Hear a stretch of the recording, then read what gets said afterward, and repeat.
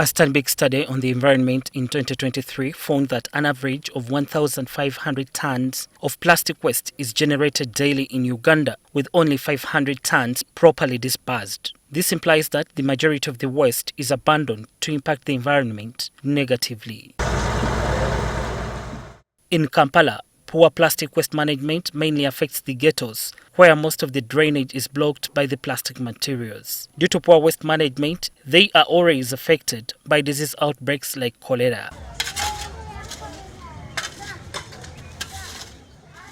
Network for Active Citizens, together with other civil society organizations in Kawempe division like EcoSmart, Kawempe Youth Center, Sustainable Community Initiative for Empowerment, and political leaders have embarked on fighting poor waste management in their area. Choose ghettos is that most of the climate change effects affect the vulnerable, and these are the people that cannot afford to get settlements or to build houses that match with the effects of climate change, like flooding. Teaching communities to be resilient to the effects of climate change, like the heat, excessive heat, and flooding. So that's why we decided to work with the ghetto communities. Good policies.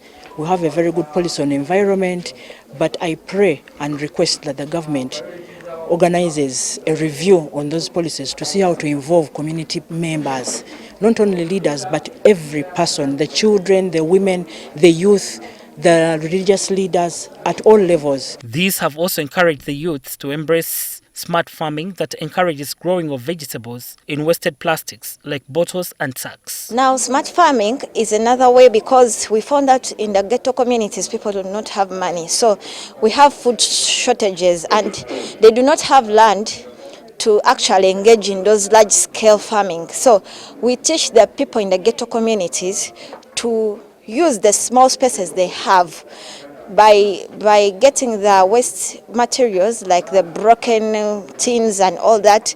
As they do that, they're conserving the environment but also solving the issue of food shortages. Kawempe division councillors are calling on the youth to actively participate in enforcing laws against environmental degradation, as well as preventing the dumping of rubbish in the drainage channels. They also want those who poorly dispose of rubbish reported, as well as increased sensitization of the public on environmental protection. We need to plant trees. We need to educate our people on what to be done. We have to create capacity building among our communities to stop them littering garbage everywhere. It is our duty to plant trees, name them our children, name them our grandfathers, our leaders, our parents, so that we can encourage everybody to maintain our environment. Basically, we've trained youth on how to reuse the things in their environment, which may be dangerous. Bottle tops, the bottles themselves.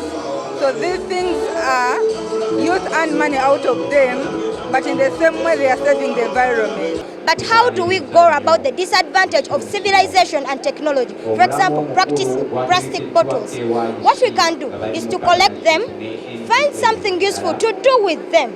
For example, farming in them, or try sensitizing my fellow youths and my fellow students to avoid throwing polythenes, throwing empty bottles, because are the first things that destroy our environment. This year's Environmental Day celebrations were held on the 5th of June under the theme of land restoration, desertification and drought resilience. Becca Senyonga Mninde for NTV.